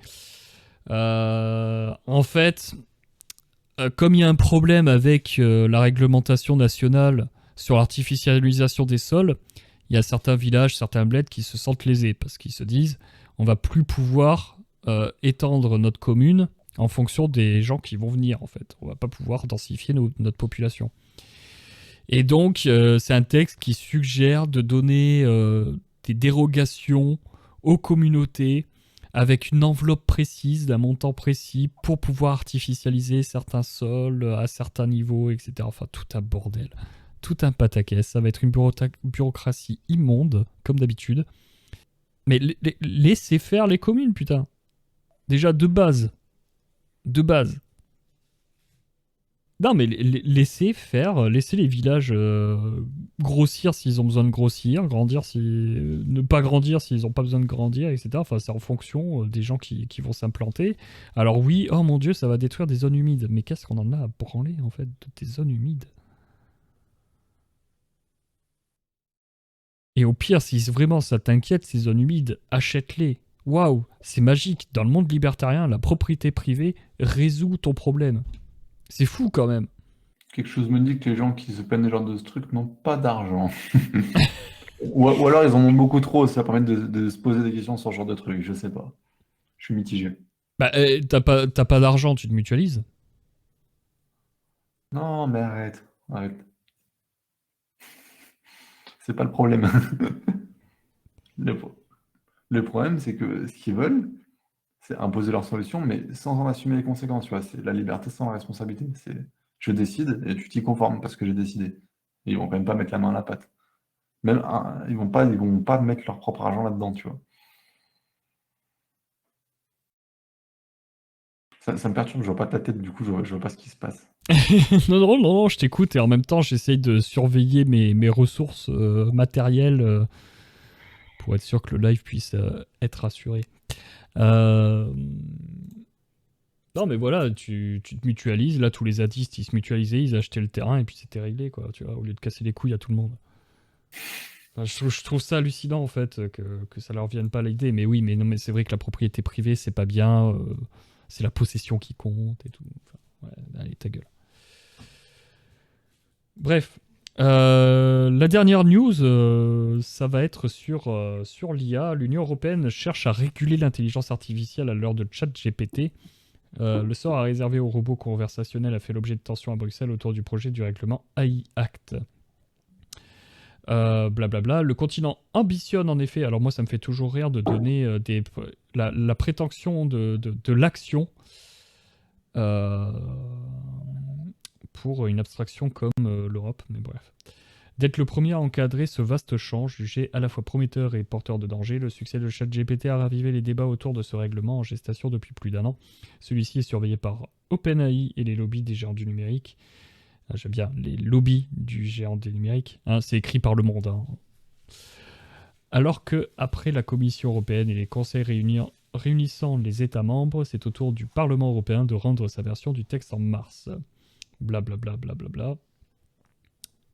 En fait, qu'est-ce qu'il pose? Alors, bien sûr, j'ai pas payé, donc j'ai pas forcément tout l'article. On va pas donner de l'argent à l'immonde, j'en donne déjà assez. Qu'est-ce qui pose problème, en fait, avec ChatGPT? C'est la haine raciale, la haine sexiste qui pourrait être balancée par ChatGPT, notamment si on lui donne un roleplay à jouer. Ce qui peut poser problème aussi avec l'intelligence artificielle, parce qu'il n'y a pas que ChatGPT, il y a aussi Midjourney, etc. C'est le soi-disant vol de propriété intellectuelle au niveau à la compte des artistes sur lequel se base l'intelligence artificielle pour vous rendre une illustration, etc., etc. Et c'est sûr et certain qu'on va se retrouver avec des réglementations qui vont cadrer l'intelligence artificielle à des niveaux mais ultra exigeants. Et ça va être la fin. En tout cas, des versions grand public. Voilà. Et pour chercher des versions un peu plus libres, il faudra creuser un peu plus l'Internet. Ouais, c'est ce que j'allais dire. À mon avis, ça va se trouver. Ah oui, ça se trouvera. La liberté trouve toujours un chemin. Pas de souci. Ça va être un peu plus compliqué, juste. C'est tout. Mais quand je vois dans mon milieu un peu artistique, photographe, etc., les gens sont d'une stupidité, mais à un niveau monstrueux, quoi. Ils sont tous là, mais des grands photographes, des grands photographes, etc., qui ont pignon sur rue, et qui sont là, oui, mais ils volent quand même notre travail, ils volent notre art, ils volent notre photo, etc., moi, je me fais payer sur des droits à l'image, etc. Là, moi, je reçois pas de contrepartie si un pseudo-artiste de l'intelligence artificielle copie mon travail pour avoir le même rendu, etc. Ça va être compliqué. Ça va être compliqué parce que s'ils mettent en place ce genre de réglementation, soit vous allez avoir des illustrations de merde, ça va rester en fait au même niveau qu'aujourd'hui, où bon bah c'est pas folichon quand même, pour un œil un tout petit peu plus expert, c'est pas fou les rendus qu'ont les intelligences artificielles pour l'instant. Oh, t'es sévère, je trouve. Un Dali, par exemple, ou Dolly, je sais pas comment ça se prononce. Ah non, Bref. Dali c'est le pire. Arrête. Bah, moi, je trouve les trucs sont sympas quand même, genre. Enfin, je sais pas, pour le coup, je suis pas tout expert, et je suis pas tout esprit artistique, mais je trouve que les trucs sont quand même franchement pas dégueux. Genre, enfin, en tout cas, c'est au moins, on peut dire que c'est marrant. Tu peux dire, fais-moi un chevalier Dark Vador dans l'espace. Ah oui, non, mais avec ça c'est encore autre chose. Ça c'est encore autre chose. Mais même en termes de rendu, je trouve, enfin, excuse-moi, mais je trouve que c'est pas plus mal que ce que beaucoup d'artistes font aujourd'hui. Enfin, Ah, mais ça c'est encore un autre problème. c'est un avis très personnel. C'est encore, c'est encore un autre problème. La démocratisation, entre guillemets, j'aime pas ce terme, mais la popularisation des techniques de l'art, leur accessibilité, etc., a permis aussi aux gens extrêmement médiocres de se prétendre artistes. Donc ça, c'est une réalité, et l'intelligence artificielle les remplace très bien. Il n'y a pas de problème. Mais pour des yeux un tout petit peu experts, ça pique quand même les yeux, quoi, tu vois. Enfin, bon, les mains, les oreilles, les yeux, les barbes, les cheveux, enfin, il y a plein de trucs qui font pas du tout, quoi. C'est pas faire les mains, je crois qu'effectivement, elle met 6 doigts, un truc comme ça, ou c'est compliqué, effectivement. Ouais, c'est très compliqué. C'est très, très compliqué. Alors déjà que c'est compliqué pour un artiste là, de dessiner, ils imaginent une IA, elle sait plus où se rendre, en fait. Elle serait plus où se rendre parce que t'as plusieurs niveaux de profondeur dans une main, etc. Enfin, c'est complexe. C'est très complexe. Okay. C'est pas dit qu'un jour elle n'y arrive pas. Elle va y arriver un jour, sûrement. Mais... Mon intuition est quand même que là, elle a fait le plus dur, entre guillemets, et qu'elle n'est pas à un doigt près son jeu de main. Le problème, après, mais ça c'est encore autre chose, ça c'est au niveau de la technique derrière chaque intelligence artificielle, entre guillemets. T'as différentes techniques en fait de rendu, entre guillemets. Je fais très très simple, hein. Mais par exemple, le rendu de mi-journée sera toujours le même avec un espèce de bruit. Alors, tu as un débruiteur, etc. Mais tu trouves toujours la même formation chromatique, etc. Parce que derrière, tu as une façon de faire, une façon de justement diffuser l'image qui est propre à chaque IA et qui donne ce rendu-là. Alors, DALL-E a un rendu peut-être un peu plus naturel, mais par contre, elle a quand même beaucoup plus de difficultés au niveau du rendu brut. En fait, c'est moins intéressant quand même que Midjourney. Voilà. Ok. Bref, je vais pas trop rentrer dans les détails, mais pour en avoir regardé énormément, voilà, moi je sais à peu près les reconnaître, il n'y a pas de souci. Différencier, par exemple, Midjourney de DALL-E, c'est assez simple au final. Mais bon. Puis il y a le phénomène de standardisation, vu que ça va être énormément utilisé par les gens, tout le temps avec les mêmes demandes, quasiment. Très peu d'innovation, hein. Les gens innovent peu, hein. La masse innove peu. Tu te retrouves avec une standardisation de la banque de données, en gros. Pour le coup, d'un point de vue business, c'est presque mieux. Enfin, tu vois, Oui et je non. m'attends pas. Oui et Pardon. non, ça dépend. De manière générale, je pense que si, quand même. Tu peux avoir des exceptions, mais de manière générale, quand tu as un business, tu essayes de reprendre des trucs qui ont existé. Une fois que tu as une preuve de concept, une fois que tu as un truc qui fonctionne, tu as envie de le reprendre. C'est pour ça que je te dis que de façon générale, l'innovation va être limitée, va être incrémentale. Le problème, c'est de croire que l'art ou les idées, ça peut... là-dessus, je sais qu'on n'est pas d'accord. Ça peut se vendre ou en faire la promotion comme on fait la promotion de fourchettes ou de véhicules électriques. Oui, non, je pense qu'effectivement, on ne sera pas d'accord, mais... Voilà. C'est-à-dire que dans l'art, on a besoin à la fois d'innovation et de copie. On a besoin de personnes qui vont viser du niche et quelque chose de très élitiste, et des gens qui vont en faire la copie, le digérer, hein, vraiment le terme digérer, vont le digérer et le recracher pour du grand public, etc. L'IA ne peut pas, par essence, l'IA ne peut pas innover. Par essence. C'est tout. Il va faire la copie des compositions déjà usées et jusqu'à la moelle, des concordances de couleurs usées jusqu'à la moelle, etc., etc. Donc oui, si tu veux faire un truc médiocre, pas cher, qui peut fonctionner pour attirer le plus grand nombre de clients, bah ouais, pourquoi pas. Après, au niveau artistique, est-ce que ça a une grande valeur Bah non. C'est un peu comme les films, hein. Les films qui sont rentrés dans la légende aujourd'hui, quand ils sont sortis, ça n'a pas fait fureur, hein. Mais aujourd'hui, ça fait partie de la légende. Et ils ont permis une maturité culturelle qui a fait sortir ensuite d'autres réalisateurs qui, eux, ont touché un plus grand public. Bref, c'est un va-et-vient qui va de trucs de niche et plus élitistes vers quelque chose qui est un peu plus grand public, plus divertissant. Et je crache ni sur l'un ni sur l'autre, mais il faut comprendre que les deux existent et les deux doivent coexister. D'ailleurs, ce sera peut-être... voilà, je ne vais pas trop m'étendre sur le sujet, mais ce sera le cadre peut-être de notre conversation avec Arthur dans une émission qu'on prévoit sur sa chaîne. C'est intéressant. Alors, on va moins parler de libertarianisme et un peu plus de culture, etc., parce que c'est un peu plus mon sujet.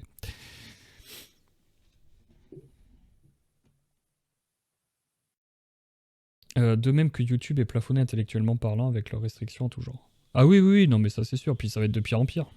Ça devient ultra puritain là, YouTube, hein, c'est n'importe quoi. Enfin, puritain, et c'est une zone de chasse des ayants droit. Tu vois, t'as 3 secondes de paix qui vient d'un film, ça y est, t'as l'ayant droit qui arrive, et puis il te bloque ta vidéo et il veut que tu partages l'argent, tu vois, direct. Pour 10 centimes qu'il va gagner. Enfin, c'est hallucinant. C'est hallucinant. Donc voilà, je crois que j'ai fait le tour des informations que j'avais recueillies. Je revérifie. Ouais, c'était bon. Il y a un truc, juste avant qu'on se quitte, dont on peut parler rapidement, enfin, on peut recommander, c'est sur la chaîne YouTube des climato-réalistes, il y a une série d'interviews qui a été menée par Benoît Ricto et putain, comment il s'appelle l'autre? Ah un oui, les climatologue. climato-réalistes, ouais. Je vois. Je me souviens plus, j'ai perdu son nom. C'est assez intéressant.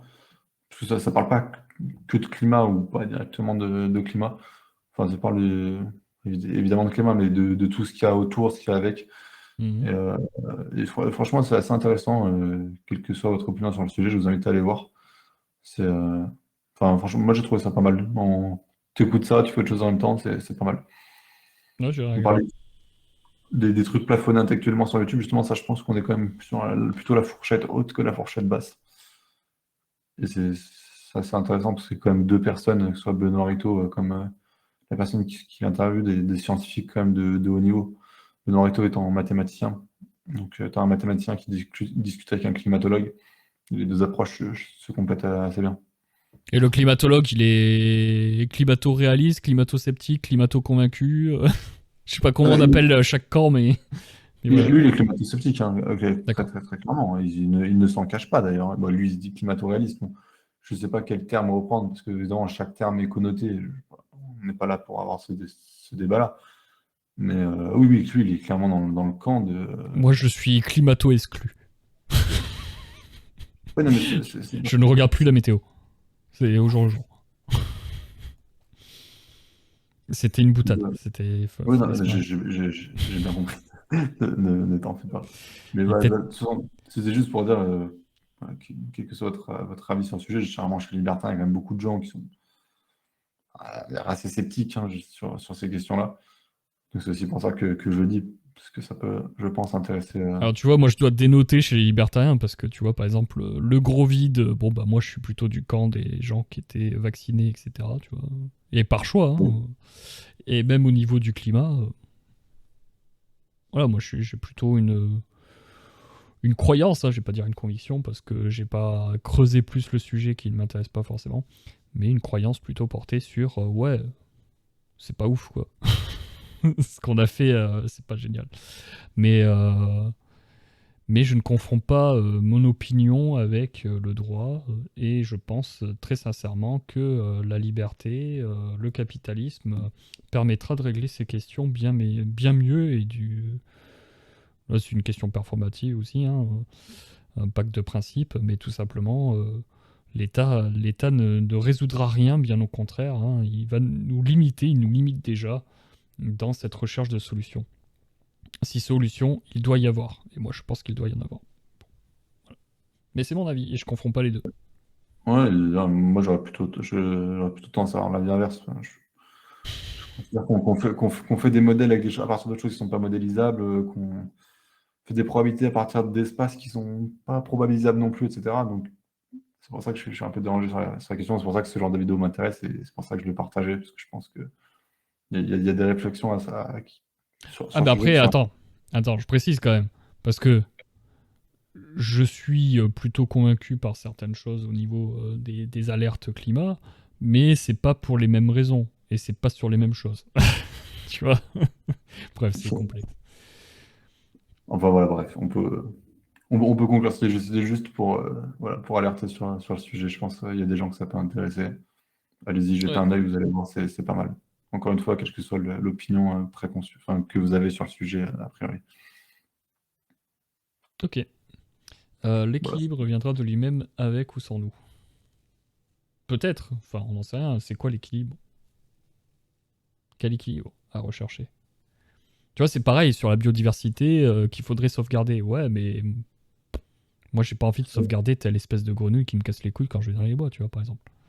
Oui, puis c'est pas tout à fait la même question, parce que cette question de biodiversité, a priori, c'est un arbitrage. Genre, il y a peut-être des exceptions, on va dire que je pense que 89% des gens, a priori, sont plutôt favorables à ce qu'il y ait le plus de biodiversité possible. Quoi qu'encore, tu pourrais peut-être dire, j'ai pas envie qu'il y ait des moustiques Ouais, le ou des minimum guêpes. possible. Moi, je veux que on ait un étalage planétaire de goudron, tu vois, partout, absolument partout. On fait des parkings partout.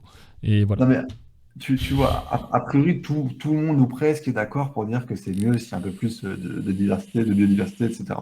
Mais la question, c'est l'arbitrage, en fait. Comment tu arbitres ça avec la question économique? Parce qu'on est aussi tous d'accord pour dire qu'il faut qu'on ait des emplois, qu'on puisse se chauffer l'hiver, etc.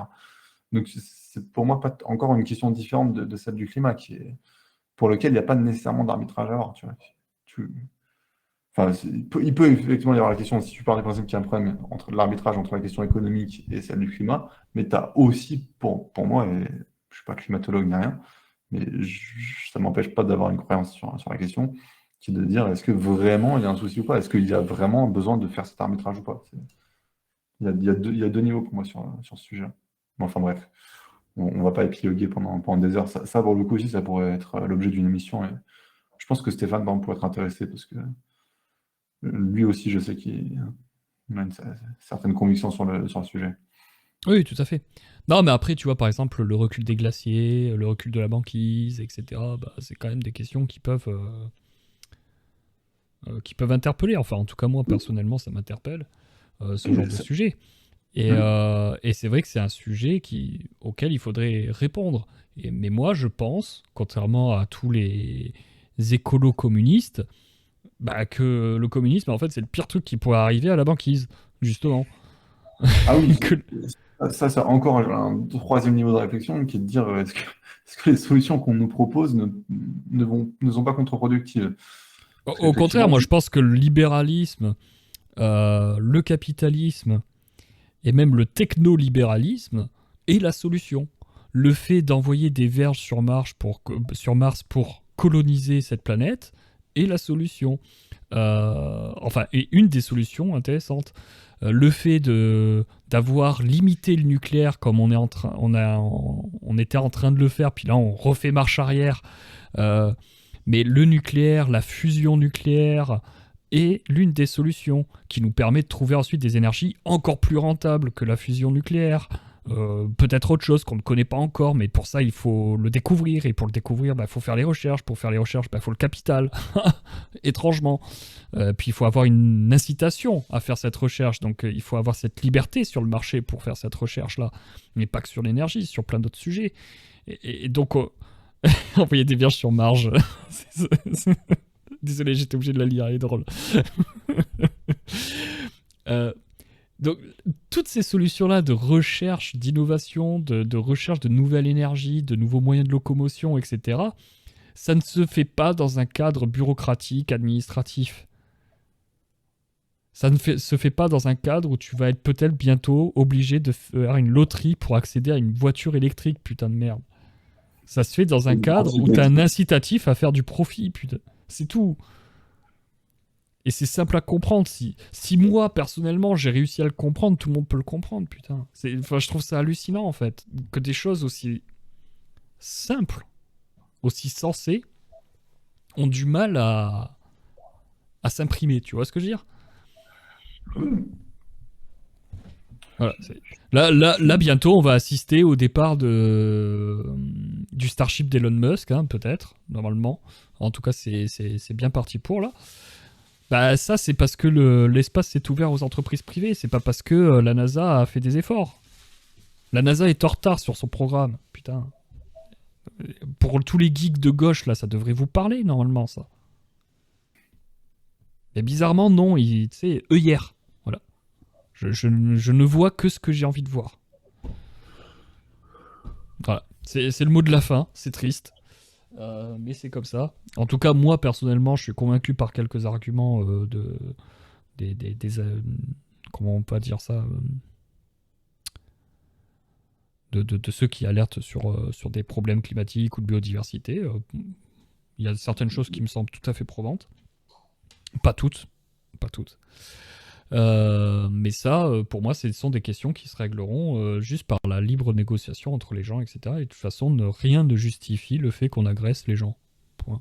Voilà. Rien ne peut le justifier. Et justement, parce que nous n'avons pas d'autre choix que de coopérer, tu vois, ou juste être dans son coin et puis basta. Et dans ce cas-là, plus personne te parlera parce que tu seras le marginal du coin et puis c'est tout. Mais c'est par la coopération qu'on trouvera les solutions. Pas en laissant un État dire bah demain tu consommes ça, après-demain tu produis ça, etc. Et puis au final tu te retrouves avec les mêmes problèmes que l'URSS a eu. Voilà, c'est tout. On a eu des exemples, ça a été fait et puis c'est tout. URSS qui d'ailleurs ça a été démontré est un État qui polluait beaucoup plus par exemple que les États-Unis. Ouais, j'ai vu dernièrement un graphique qui a été fait aussi là-dessus, qui était intéressant. Si tu prends 2 minutes pour réfléchir, tu comprends que c'est très logique. C'est-à-dire que quand tu as un État communiste, mais ça se fait bien montré, tu n'as pas de système de prix, tu n'as pas de calcul économique qui est possible. Tout à fait. Le problème, c'est que quand t'as pas justement, tu te prives de cette information qui est le prix, bah, tu conduis forcément à des gaspillages. Tu n'optimises pas, si tu veux, ta production, tu n'as aucune Du gaspillage ou incitation à des faire pénuries. Exactement. Forcément l'un ou l'autre. Bon, les pénuries, tu vas me dire, d'un point de vue écologique, c'est pas forcément plus grave, mais les gaspillages, évidemment, ça l'est. Donc, puisque tu utilises mal les ressources, forcément, tu conduis à des aberrations écologiques.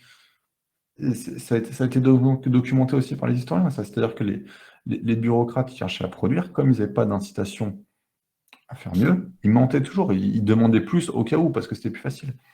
Et donc c'est aussi une des raisons pour lesquelles l'URSS, c'est un pays qui pollue énormément. Donc la question des ressources, qui est fondamentalement une question économique, bah, justement la science économique nous montre que la meilleure des solutions, c'est le capitalisme, même d'un point de vue écologique. Une autre manière de le voir aussi, c'est aujourd'hui, tu prends les pays qui polluent le moins, si tu prends l'approche enfin, de l'écologie dans sa globalité, c'est-à-dire de la qualité de l'air, la biodiversité, etc., tu fais un classement des pays les plus performants, c'est tous des pays libéraux. Comme d'habitude, je prends l'exemple de la Suisse, parce que c'est le pays dans lequel je vis, on a une qualité de l'environnement qui est bien supérieure à la plupart de nos voisins européens. Ouais, mais attends, c'est un peu trop vert. Il faut que ça ressemble plus à Shanghai et à Hong Kong. Si tu nous écoutes, c'est une petite boutade, mon cher ami du Discord. Parce qu'on parlait du Liechtenstein et puis je sais plus qui c'est qui disait ça, mais qui disait que justement, c'était pas très dynamique parce qu'il y avait que des maisons à un étage et de la verdure, quoi, tu vois. Ouais, mais les mecs, ils sont bien. Enfin, j'ai jamais été au Liechtenstein et je connais pas leur performance environnementale, mais par exemple, je serais très surpris que le Liechtenstein ne soit pas aussi dans le top des pays.